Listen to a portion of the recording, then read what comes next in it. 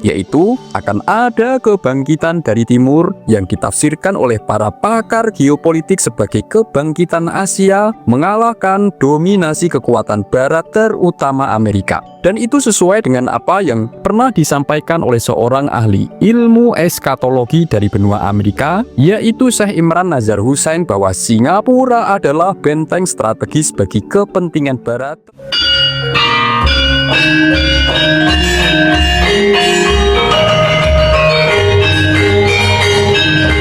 Assalamualaikum warahmatullahi wabarakatuh.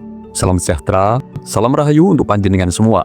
Sedulur, tidak sedikit orang-orang di Indonesia ini yang sering mengolok-olok dan memandang rendah Indonesia sendiri hanya karena melihat dan membanding-bandingkan Indonesia dengan negara sekecil Singapura yang bisa lebih maju dibandingkan Indonesia dengan berbagai potensinya. Padahal dibalik kehebatan Singapura yang bisa menjadi negara yang lebih maju dibanding Indonesia, itu dibaliknya ada skenario besar yang selama ini tidak difahami. Bahwa sebenarnya Singapura adalah negara yang dirancang oleh negara barat, terutama Amerika Serikat dan sekutunya untuk menjadi pusat kendali geopolitik di Asia Tenggara, terutama dalam menghadapi kebangkitan Asia dan pengaruh Cina, sebagaimana yang sudah diramalkan oleh seorang Nostradamus, yaitu akan ada kebangkitan dari timur yang ditafsirkan oleh para pakar geopolitik sebagai kebangkitan Asia mengalahkan dominasi kekuatan barat terutama Amerika. Dan itu sesuai dengan apa yang pernah disampaikan oleh seorang ahli ilmu eskatologi dari benua Amerika, yaitu Syekh Imran Nazar Hussain, bahwa Singapura adalah benteng strategis bagi kepentingan barat, terutama Amerika Serikat dan sekutunya di Asia Tenggara.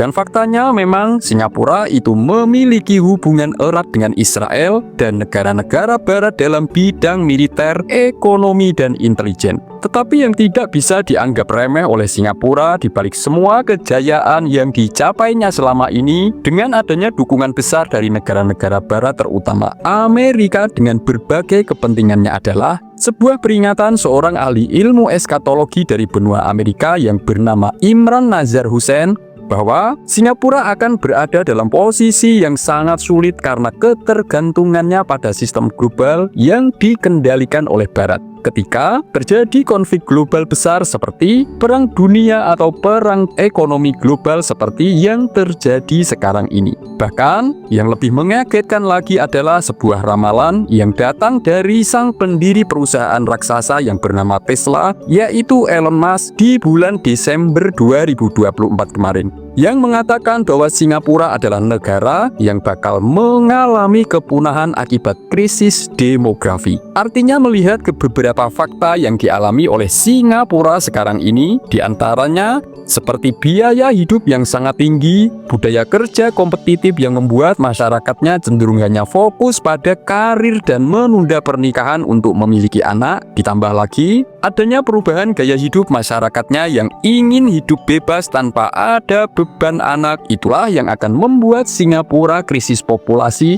dan akan membuat Singapura punah. Lantas bagaimana nasib Indonesia yang selama ini banyak bergantung dengan Singapura, sedangkan Singapura sendiri sedang menghadapi berbagai macam ancaman bagi masa depan negaranya? Melihat adanya ancaman tersebut, ternyata pemerintah Indonesia sudah mengambil 6 langkah besar yang sudah dipersiapkan oleh Presiden Jokowi, dan sekarang ini semakin diperkuat oleh Presiden Prabowo. Dan 6 langkah tersebutlah yang membuat Singapura semakin ketar-ketir dengan kekuatan Indonesia di masa yang akan datang. Sebelum membahas satu persatu 6 langkah besar yang sudah dipersiapkan oleh Pak Jokowi dan sekarang ini semakin diperkuat lagi oleh Presiden Prabowo, silakan tulis komen apapun harapan dan doa panjenengan semua untuk Indonesia. Bagi sedulur yang muslim, marilah sempatkan tulis komen sholawat agar hajat dan doa kita semua terkabul. Langkah Indonesia yang pertama adalah diversifikasi, atau Indonesia sudah mengambil langkah besar untuk menghindari ketergantungannya pada dominasi Singapura untuk menopang kebutuhan produk maupun jasa dan juga investasi. Jika dulu-dulu mitra dagang dan investasi Indonesia itu didominasi oleh Singapura, semenjak pemerintahan Pak Jokowi, Indonesia sudah jelas-jelas memperluas mitra dagang dan investasinya. Dan bergabungnya Indonesia dengan BRICS itu adalah bukti langkah nyata demi memperluas pasar dagang Indonesia, juga upaya Indonesia untuk tidak lagi bergantung pada investasi Singapura saja. Makanya jangan heran jika setelah Indonesia bergabung dengan BRICS, Singapura itu mulai memperhitungkan Indonesia yang selama ini dibuat ketergantungan terhadapnya. Langkah Indonesia yang kedua adalah penguatan infrastruktur logistik. Inilah langkah yang sudah diambil oleh Presiden Jokowi dan dipastikan akan semakin diperkuat kesinambungannya oleh Presiden Prabowo yang selama ini selalu dinyinyiri oleh para pembencinya, yaitu melalui upaya pembangunan dan peningkatan kapasitas pelabuhan atau bandara-bandara di Indonesia. Karena dengan memiliki infrastruktur logistik yang kuat seperti yang dipersiapkan sekarang ini, maka jangan heran jika ke depan Indonesia akan menjadi pemain utama dalam rantai pasok di Asia Tenggara dan membuat Indonesia tidak lagi ketergantungan dengan Singapura dalam urusan ekspor impor. Langkah Indonesia ketiga adalah upaya pemerintah Indonesia untuk peningkatan kualitas sumber daya manusia, yang mana salah satu fondasi utamanya adalah program pemberian bantuan dari pemerintah berupa makanan bergizi gratis untuk anak-anak sekolah sejak usia balita hingga di tingkat SMA. Ini adalah langkah nyata di mana pemerintah berupaya meningkatkan kualitas sumber daya manusia bagi para generasi penerus bangsa agar bisa membawa Indonesia bersaing dengan negara-negara lain di dunia. Dan persiapan inilah yang akan membuat Indonesia mampu menggantikan kejayaan Singapura yang di masa depannya harus menghadapi kepunahan akibat krisis populasi yang akan dialami oleh Singapura. Langkah yang keempat yang dilakukan Indonesia adalah penguatan ketahanan sumber daya pangan.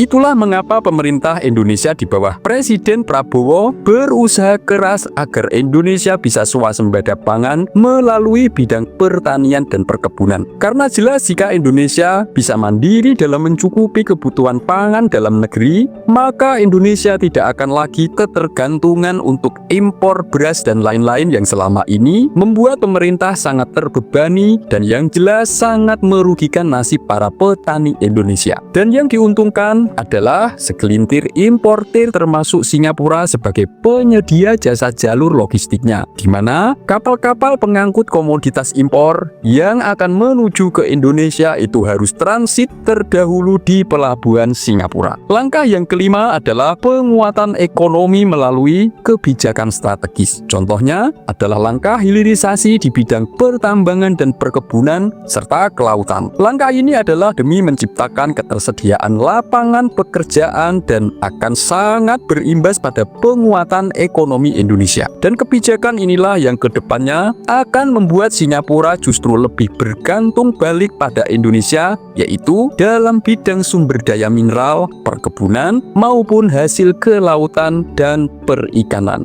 Bahkan imbas kedepannya juga akan membuat tenaga kerja maupun para tenaga ahli dari Indonesia yang selama ini berada di Singapura, mereka akan semakin berkurang. Dan itulah yang akan sangat berdampak besar bagi perekonomian Singapura di masa yang akan datang. Langkah yang keenamnya adalah kemandirian di berbagai bidang energi, terutama untuk ketersediaan suplai listrik dari energi terbarukan. Di balik rencana besar Singapura yang ingin menjadi pusat data center terbesar di Asia Tenggara, menyaingi Cina, tentunya Singapura sangat membutuhkan suplai listrik yang sangat besar, terutama dari sumber daya energi terbarukan. Tetapi sayangnya, karena keterbatasan sumber daya pasokan listrik di Singapura, maka tanpa mendapatkan bantuan suplai dari negara-negara tetangga seperti Indonesia yang sekarang ini sudah dipersiapkan oleh Indonesia, maka itu hanya akan menjadi mimpi bagi Singapura. Dan inilah yang membuat Singapura menjadi ketar-ketir, yaitu jika Indonesia yang sudah menyiapkan energi listrik terbarukan secara besar-besaran itu dibantu oleh negara-negara anggota BRICS seperti Rusia, Cina, dan India untuk mendirikan pusat data center sendiri. Maka jelas ke depan Indonesia tidak akan lagi bergantung dengan Singapura dalam pengembangan bidang teknologi IT. Semoga ini bermanfaat. Wassalamualaikum warahmatullahi wabarakatuh.